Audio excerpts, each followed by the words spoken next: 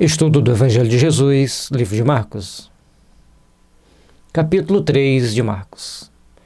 E outra vez entrou na sinagoga e estava ali um homem que tinha uma das mãos mirrada. E estavam observando se curaria no sábado para o acusarem. A situação que as pessoas se apegam a gente vê nos momentos críticos, todo momento crítico, tem sempre aqueles que se apegam em um dos pontos para criar a polêmica, para criar a situação de desacordo, de desarmonia, de complicações. E aí é que tem um perigo muito grande. Nós precisamos, então, começar a pensar, a repensar, a retrabalhar nossos conceitos. Porque nos momentos mais críticos nós temos que estar unidos. A pessoa estava com a mão mirrada, não podia trabalhar, estava sofrendo. Se alguém o curou, seja sábado, domingo, segunda, que dia da semana for, o importante é que ele ficou curado não é criar todo um banzé por causa disso. E a gente acha, mas isso aconteceu há 2000 anos. Atualmente acontece. Não nesta conjectura, mas em outras conjecturas semelhantes. A humanização, desenvolver os bons sentimentos, procurar fazer valer os bons sentimentos, é o que está faltando para a nossa humanidade. E disse ao homem que tinha uma mão mirrada: levanta-te e vem para o meio. E todos já estavam esperando, porque sabiam que ele ia perceber esse homem com a mão mirrada.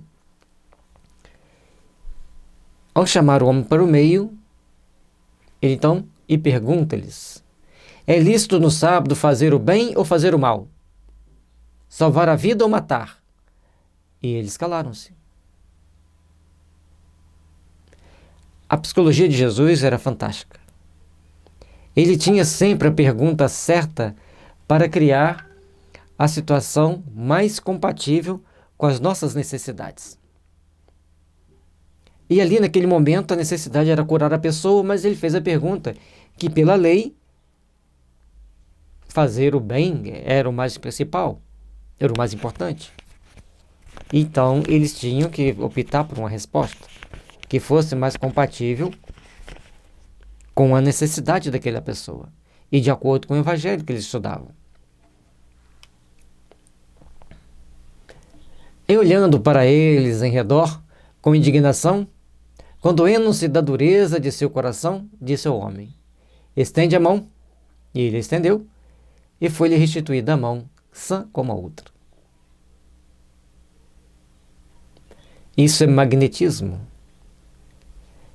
Isso é poder de uma mente altamente adestrada, altamente capacitada.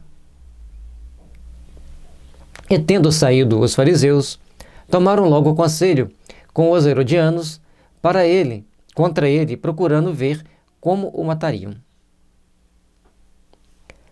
Uma pessoa chega, cura um outro aleijado há tantos anos e vão procurar tomar conselho para saber como iriam matá-lo? Não se assustem. Existem pessoas assim hoje ainda. Nós temos que aprender a praticar o Evangelho de Jesus. Nós temos que aprender a interiorizar o amor do Cristo em nossos corações.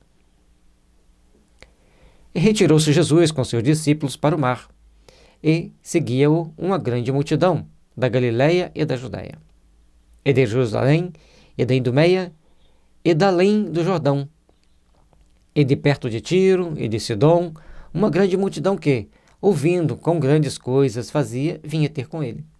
Mas no meio dessa multidão tinha alguns interessados na desgraça dos outros.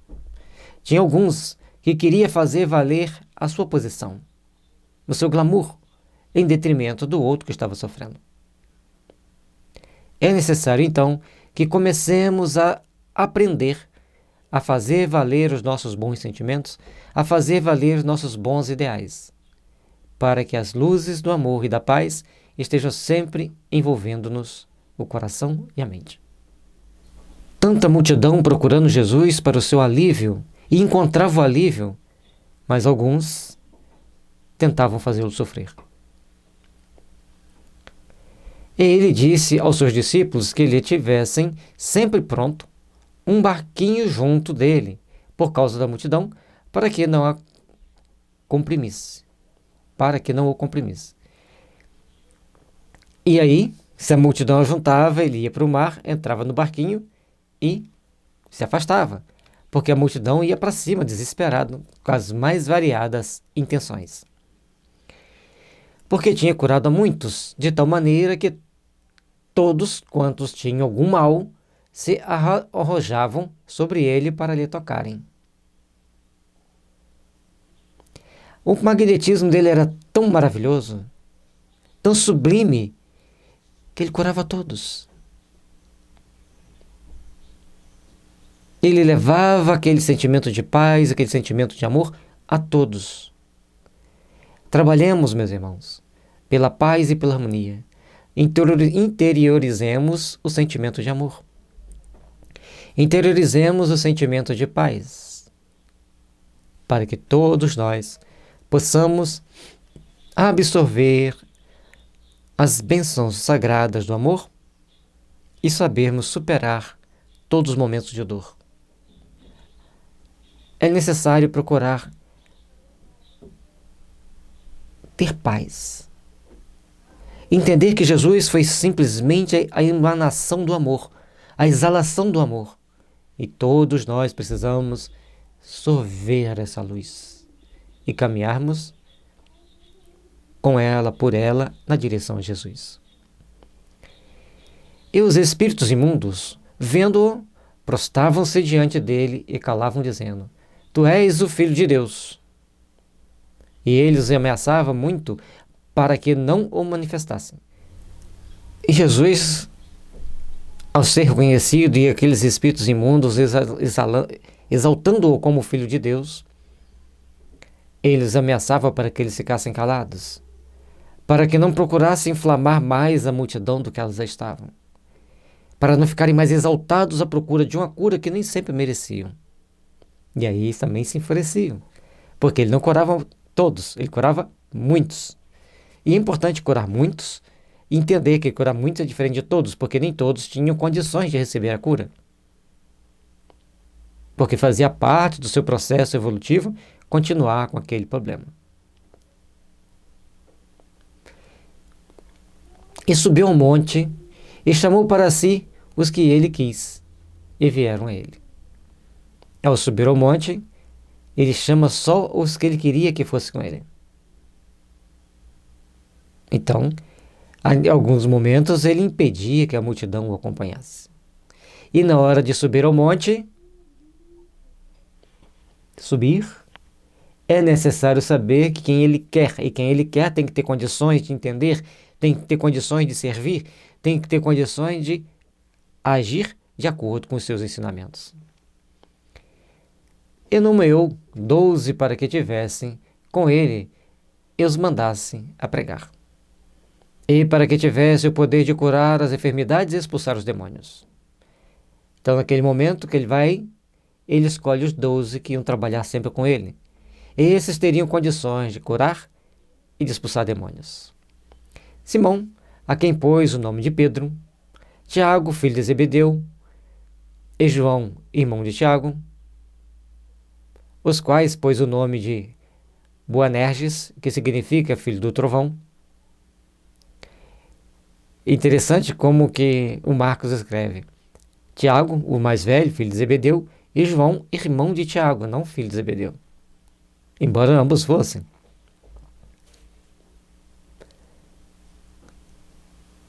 E Zebedeu tinha 2 filhos como discípulo de Jesus: André e Filipe, Bartolomeu e Mateus, e Tomé, Tiago, filho de Alfeu, e Tadeu, e Simão o Zelote.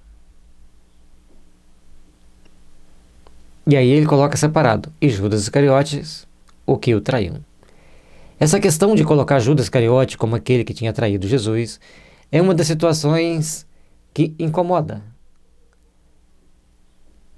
Porque nós temos que aprender a ver Judas como uma pessoa que fraquejou, uma pessoa que pensava que Jesus iria fazer um gesto e mudar tudo. Mas Jesus, naquele momento, ele estava trabalhando com um sentimento de amor, com um sentimento que transcendia todos os padrões daquele momento. E Judas queria apenas o poder temporal, o poder como um político. E ali naquele momento ele deveria agir como alguém que age em prol do espírito, do amor e da paz. E foram para uma casa, e afluiu outra vez a multidão, de tal maneira que nem sequer podiam comer pão. Onde Jesus ia, uma multidão acompanhava afoitas, querendo receber alguma coisa, algum benefício, ou simplesmente tocá-lo.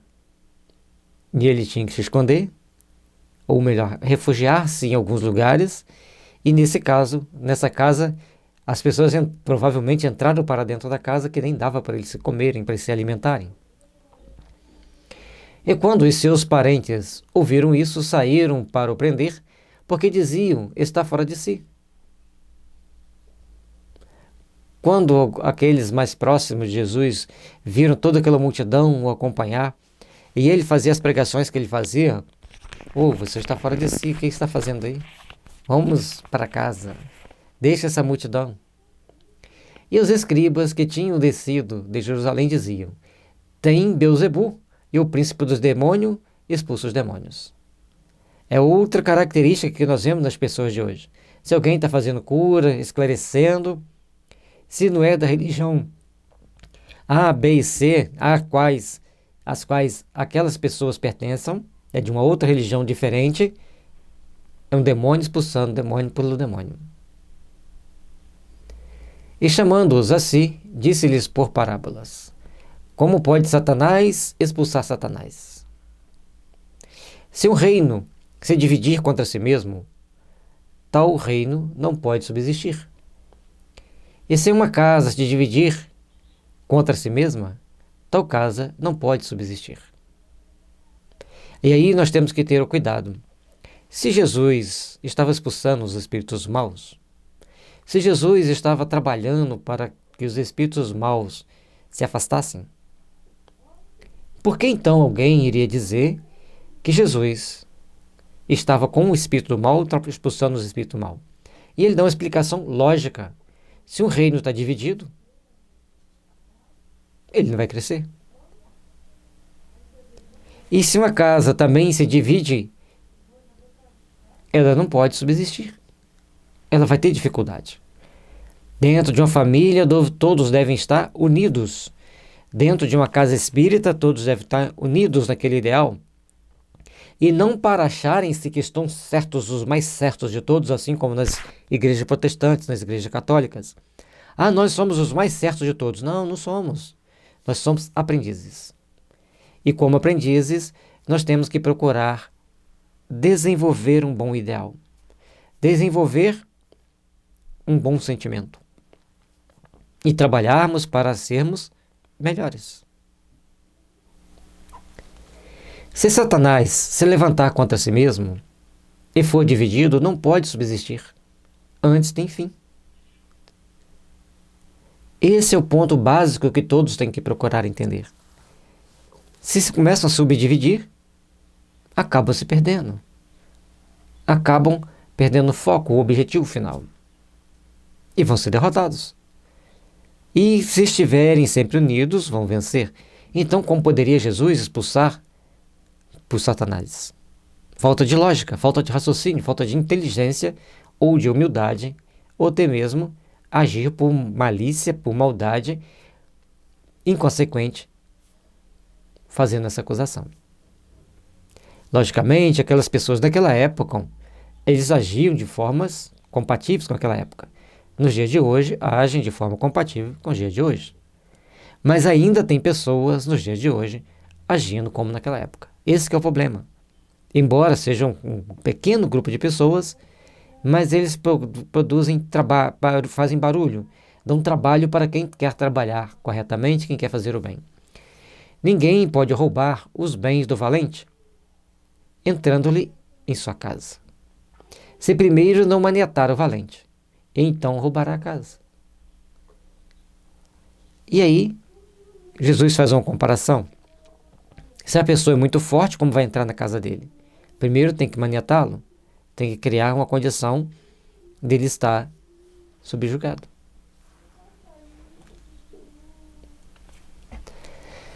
Na verdade vos digo que todos os pecados serão perdoados aos filhos dos homens, e toda sorte de blasfêmias com que blasfemarem.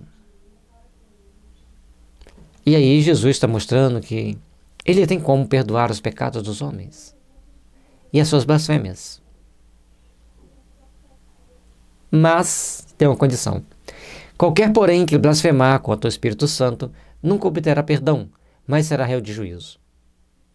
Porque dizia, tem espírito imundo. A questão básica que nós temos que entender aqui é que Jesus está falando de algo muito mais transcendente, algo muito mais complexo.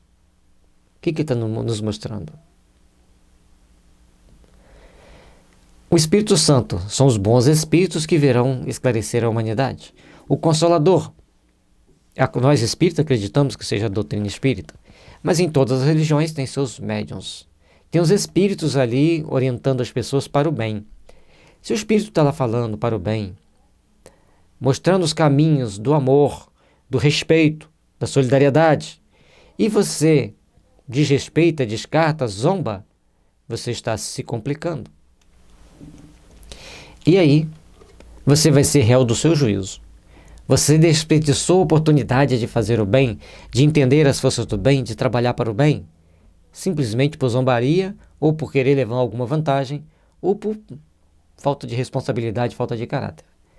Aí, não tem muito tempo para você redimir, porque o momento atual, planeta entrando para a regeneração, significa que os maus têm que ir embora. Se vocês quiserem entender isso, tem aí a questão 119 do Livro dos Espíritos. Chegaram então seus irmãos e sua mãe, e estando de fora, mandaram-no chamar. E a multidão estava sentada ao redor dele, e disseram-lhe: Eis que tua mãe e teus irmãos te procuram, e estão lá fora. Naquele momento, não poderia ser mais propício para Jesus dar um ensinamento geral para todas aquelas pessoas. Ao mostrarem para ele que a mãe e os irmãos estavam lá fora, então ele dá uma resposta que ninguém esperava e que serve de lição para todos nós até hoje. E ele lhes respondeu dizendo: Quem é minha mãe e meus irmãos? Quem são os irmãos de Jesus e a mãe de Jesus? E olhando em redor, para os que estavam assentados junto dele, diz: Eis aqui minha mãe e meus irmãos. Todas as mulheres são nossas mães, e todos os homens são nossos irmãos, e também nossas irmãs. Aí você vai falar assim: mas como que eu vou casar? Nós estamos falando no sentido da filiação divina, no sentido do respeito. Você faria por uma irmã o que você acha que deve fazer com outras mulheres que você acha por aí? Aprendamos a nos respeitar. Aprendamos a termos mais amor uns pelos outros. Aprendamos a construir uma manhã de luz e de paz. Porque o Mestre Jesus traz para nós todas as bênçãos. E ele então nos mostra que porquanto qualquer que fizer a vontade de Deus, esse é meu irmão, minha irmã e minha mãe. A maior lição. Ele desprezava os irmãos e a mãe? Não, lógico que não. Ele os amava muito. Portanto, que ele continuou seu trabalho. Continuava dando-lhes atenção, mas naquele momento ele deixou uma lição imorredoura para nós. Eterna. Todos nós somos filhos de Deus. Todos nós somos irmãos, todos nós somos irmãs. E, à medida que aprendamos a fazer a vontade de Deus, nós estamos sendo irmãos de Jesus. Porque, para sermos irmãos de Jesus, nós temos que fazer a vontade de Deus, mas ainda somos irmãos entre nós. Entendamos isso e rogamos sempre a Jesus as bênçãos do amor e da paz, para que possamos caminhar sempre com segurança. Para que possamos caminhar sempre para a luz, para a nossa redenção, para o nosso crescimento. Que Jesus esteja abençoando nossos lares, iluminando nossas vidas, fortalecendo nossos corações.